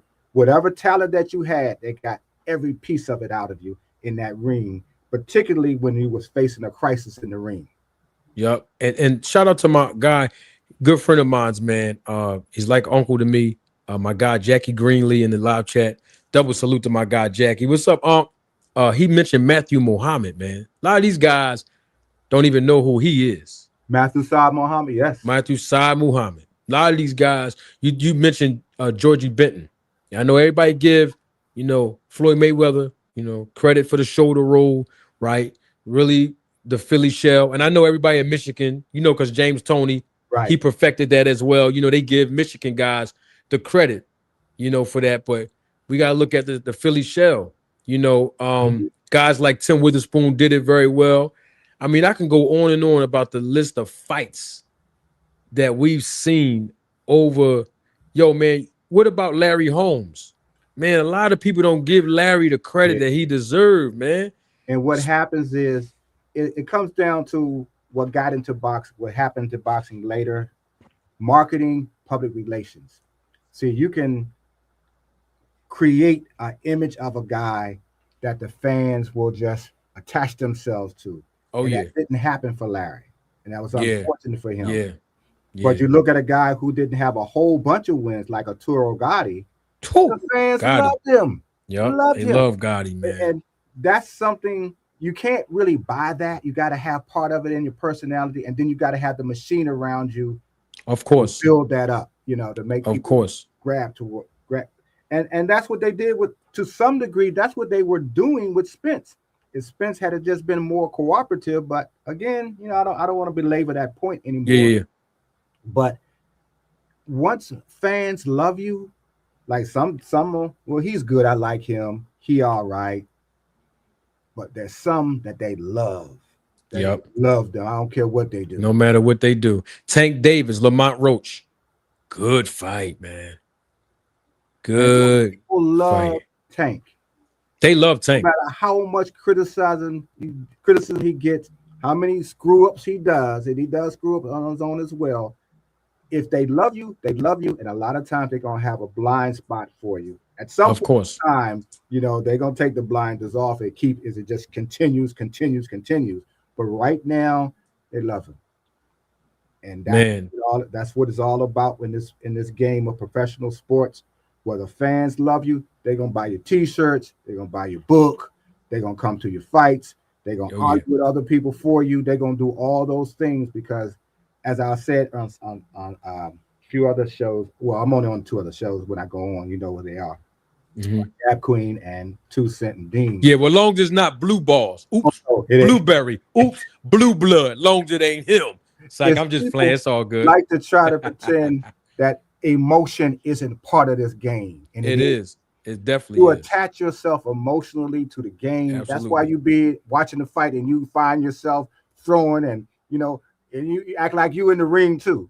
Yeah. Or you hurt when somebody. I mean, I can remember when Vernon Forrest was just piecing Shane up. I'm in the living room. I'm like, get up. Yo, Vernon Forrest was tagging Shane. You attached. Those emotions are there. Now you can be smart and you can contain yourself when we're having a conversation like we're having now and analyzing. But in the heat of the fight, whoever you favor not just because you like their style, but you have an emotion for that particular fighter, an affinity for that fighter. Yep. And I think if most people would understand that and understand how to separate it when they're talking versus when they're just watching the fight, these panels. Because you remember how crazy, back how people threaten each other's lives and stuff. This panels used to be crazy on YouTube. Yeah, it was crazy. I got one real quick, because you brought up it was somebody you just brought up. Vernon Forrest. You brought up Sugar Shane. Yeah. And you talked about how Vernon Forrest was tagging up Shane. You seen what Winky Wright was doing? He was tagging Shane. And then Winky Wright got in a war with Jermaine Taylor. Woo, that fight. And got down with him. They was getting busy. Somebody, Eric, we talked about Morales and Barrera. Right. We talked about that. Somebody just put in the chat. Pacquiao, Morales, Pacquiao, Barrera. Like you said, all them 4 guys, Marquez, man, they was getting busy. Oh, Sugar Shane Mosley against Miguel Cotto. Woo-hoo! Oh, yeah. Woo-hoo! Good fight. Could have went either way, man. Yeah. Could have went. I was hoping that Shane could win that one.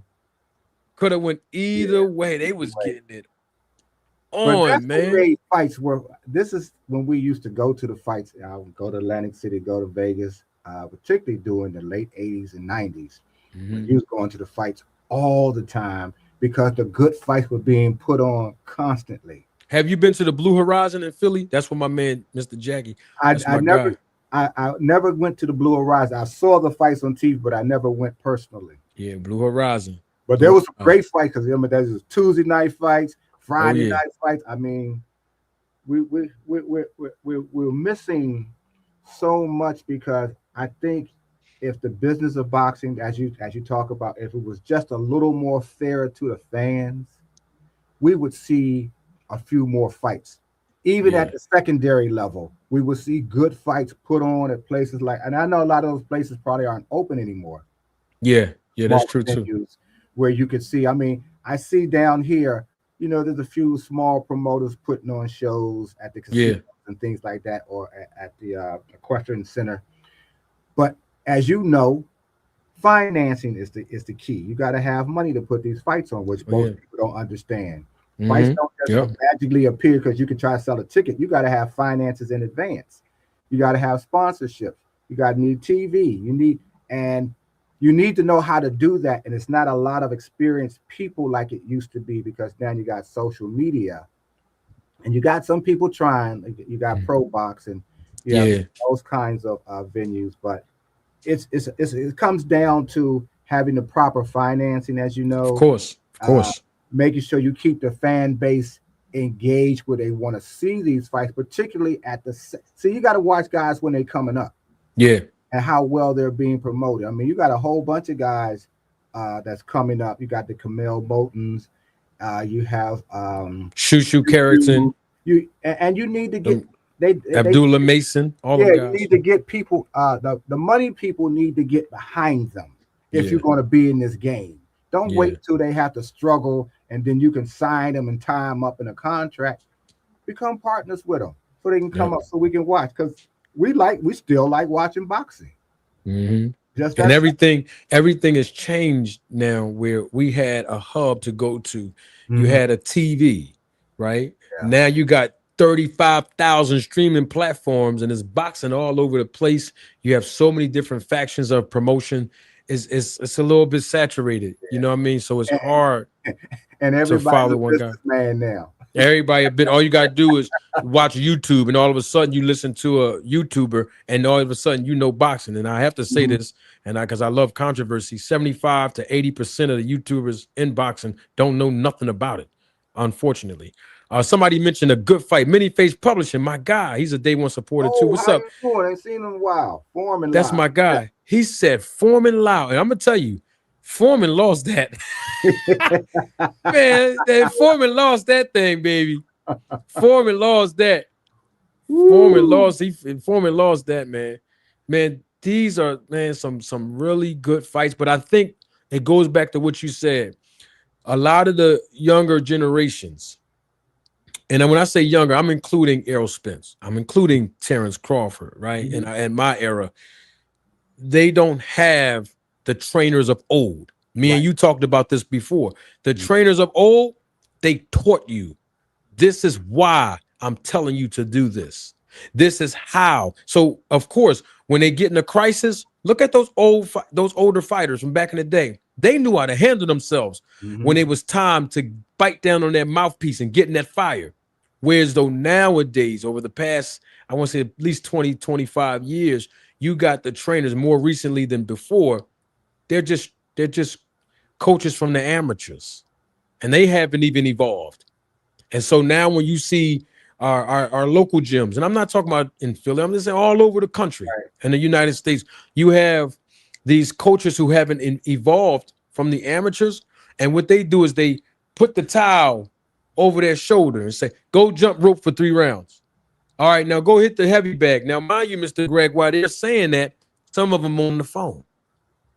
While they're telling the fighter, all right, give me 100 crunches. They texting, they on Instagram. They're not teaching the fighters. They're not actually training the fighters. They're not teaching those basic techniques anymore. Because they don't know. You see what I'm saying? It's crazy to me. That's what I said. The brain trust is gone. Basically, those guys that I can remember, they're gone. They're gone. And some of the guys who did put in the hard work, even the ones we've seen on TV, they still have a little bit left in them. But they get overlooked in the gyms because they were somebody that most of us looked up to as heroes in boxing. But the younger fighters, when they come in, they wanna train with this trainer and not this old school fighter who's well beyond his years.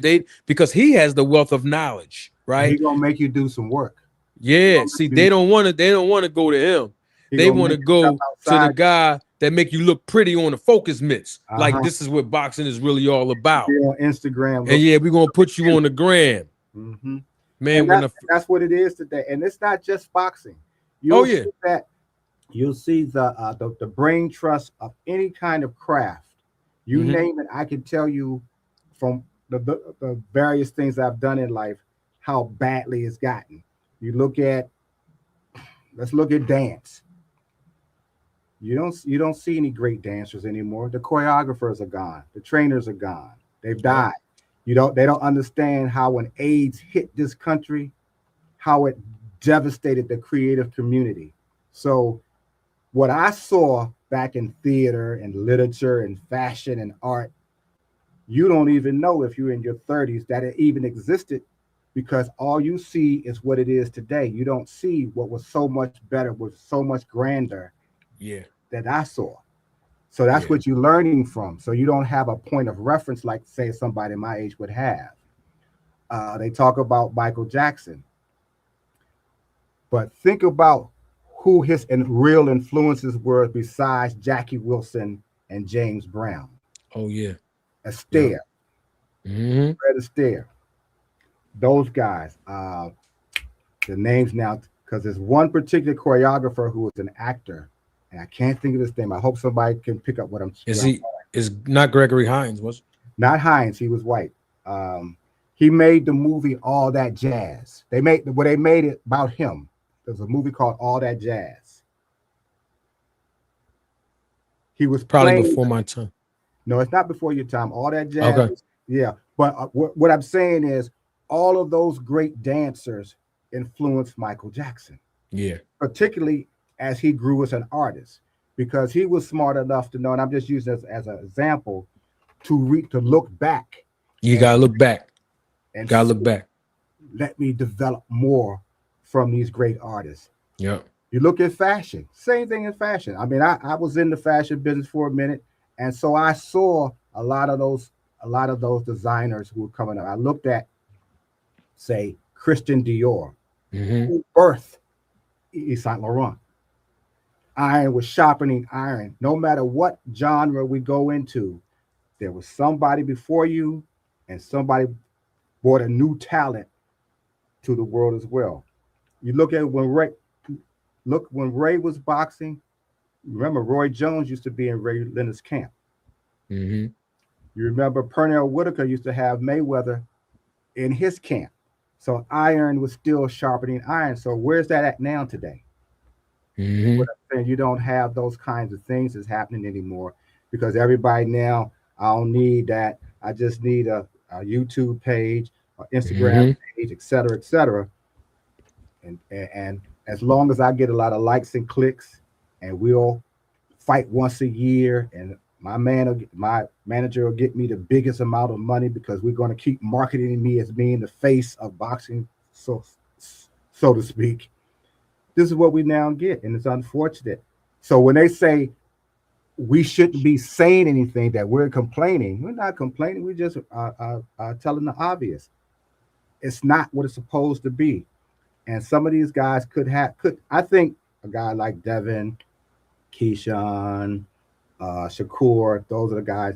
I think they could be better if I agree. they were in the hands of those who could teach them how to be better.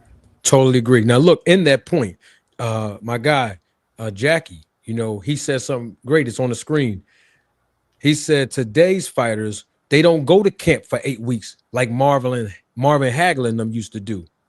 They go to the gym, and when they finish, they go home to their family. It's no focus on the actual fight when it's championship fights. And that's the truth. I mean, a lot of the fighters, they'll go to their gym, right? And then they train, then they leave, and then they're home. You got to look at guys like Muhammad Ali, Tim Witherspoon, Marvin Hagler, Ray Leonard. I mean, all of those guys, they went and secluded themselves. Real camp. 8 weeks, real camp. And they sacrificed that time. They really put the work in. All focus, no sex, no clubbing, no drinking. They did it all. Bob Fosse is what I'm talking about. Thank you, Mr. Muhammad. Bob That's Fosse. what I was saying was Bob Fosse. Okay. Go on YouTube. If you look at some of his work, he's in a film, actually Bob Fosse. There's a dance routine that he's doing. You will see Michael Jackson in that entire dance routine. Mm. Silhouette, movements, everything. Because Michael learned how to use his hands from Fred Astaire. Mm-hmm. He learned how to be a little more athletic from Gene Kelly. But his movements and the way he was fluent came from Bob Fosse. But if you ever just if you just happen to be looking it up, you will Okay. see it. It's just amazing to see, but it's also great to see. I love when I see guys reach back and learn something, because you got to leave that talent or that information to somebody, because you're not going to always be here. That's why I like when you be telling people about the business of boxing and all the things the little nuances. Yes, sir. They wouldn't notice if nobody was giving it. You giving them free, as they say, Free you're game. giving them free game. I'm giving them free game. Yeah. And sometimes in the argument that you would think you never told them this stuff. Yep. When you hear them arguing, With me. They argue with me of all people. I love it though. We're real quick, Mr. Greg, and I promise you I'm gonna let everybody go. Sure. You talked about reaching back to the old school ways and developing. Mm-hmm. Errol Spence, and I made this point earlier, but since we're on this old school way of adopting some of those techniques from the old school way and reaching back, Errol Spence is now with Ronnie Shields. Ronnie Shields been out for decades, over 40 plus years. I remember it, like I said this earlier, I remember in the early 90s, I seen him walk into the ring with Holyfield and Sam Watson. Right. Because I was a kid in the 90s. But he's been out longer than that, Ronnie. Errol Spence is training with him now. And of course, he's had multiple fighters that he trained, Right. Will Errol Spence be able to reach back and get the information from a Ronnie Shields, that wealth of wisdom, to be able to use that in this camp, fighting next month against Tim Tszyu, and then basically making his mark in the 154-pound division? What's your take on, because you're the old school guy, and we That's talked what I about was just saying. old school. What do you think about his selection of trainers with regards to Ronnie Shields? I think Ronnie is easy to work with, and I think Ronnie is a wise decision because of what he has, what he brings to the table. Ronnie is not trying to be in front of the cameras, and he's not trying to be on Instagram, and he's not trying to do interviews. He's trying to make great fighters as best he can, and he has the skill set, he has the wisdom, and he has the willingness. And that's why I said if he uses the same type of mindset that Eddie Futch did with Riddick Bowe, and if Errol Spence is listening and understands this is an opportunity to reestablish myself from what has happened, I think he has a great chance of winning. Now, you'd also have to ask yourself how physically Errol Spence is. Even though he's been off for a while, he's also gotten older. What was he doing besides, relaxing his mind, I guess, so to speak?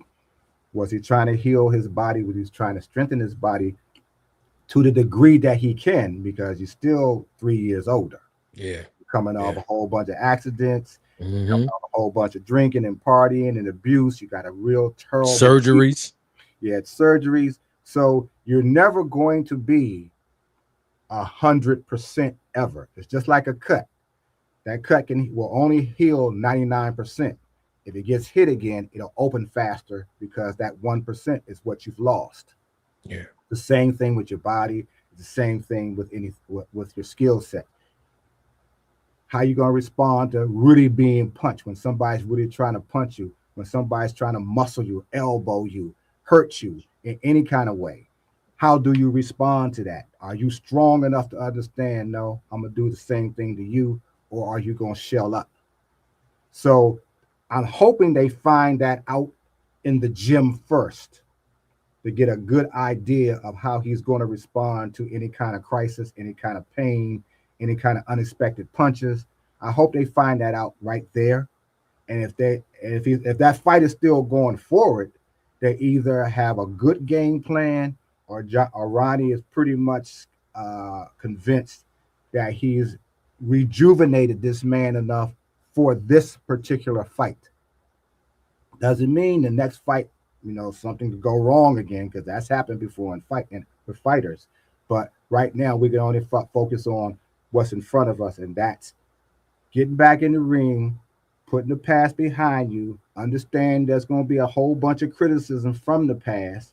Learn that you're going to have to shoulder that, but still go forward in spite of that. You have to accept this challenge psychologically. You got to accept the challenge, and it's going to be both mental and physical. And it's not going to be fair to you. It's going to be heavy, but as I used to say, 100 pounds stays 100 pounds. You still got to lift it. It don't get lighter. You just got to get stronger. Will he get that? I'm hoping for that. I really do. I don't want to see any fighter broke, in the hospital, can't walk, can't talk, remembering what used to be, things of that nature. I don't want to see that for Spence either, because he's a good kid. Made a few mistakes. He gonna pay. He's done paid for it a little bit. So can he redeem himself? That's what I like, and that's what his fans want too. They want redemption. Listen. If Spence goes to that fight and they see Ronnie Shields really done sharpened Spence back, blah blah blah blah, that love for him will come pouring right back to him like it never left. Because that's fight fans. That's fans. Period. They'll love you as long as you win it. You better believe it. Yes, sir. So All right. that's how I see that, man. I totally agree with you. And then, of course, as time progresses, you know what I mean? That fight is next month. So we'll be back up here in the next couple of weeks talking about what they're going to look like, the strengths and weaknesses of both fighters. And in that, the strengths and weaknesses of Jaron Boots Ennis and Xander Zayas. We're going to talk about that live tomorrow evening. I need you all to come back, because listen now, this is going to be a good fight. Unification bout, Barclays Center, Brooklyn, New York, this Saturday evening. Boots versus Xander Zayas. We need a panel. I need people to click that link tomorrow. Let's talk about it. Give me your feedback and your thoughts on this fight. Boots, Jaron Ennis versus Xander Zayas tomorrow. Come on back live and live in color.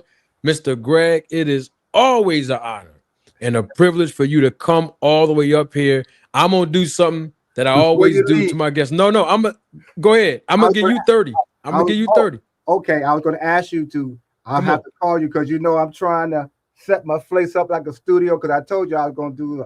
Absolutely. Yeah, okay. Call me. Okay, I will. Call me tomorrow, Mr. Greg. Okay. Call me tomorrow. You got it. Also, I'm gonna turn my camera off, Mr. Greg. You are the guest. Love you, brother. Appreciate you so much, man. Close this out. Give us 30 seconds, Mr. Greg, and take us away, my brother. Thanks for coming up again, man. It's always a pleasure to come on the Marty Show and see us, some of the names I hadn't seen in a long time, to talk about the sport of boxing. We all have that in common, and hopefully we'll continue to come and see and talk and debate with each other and have some fun.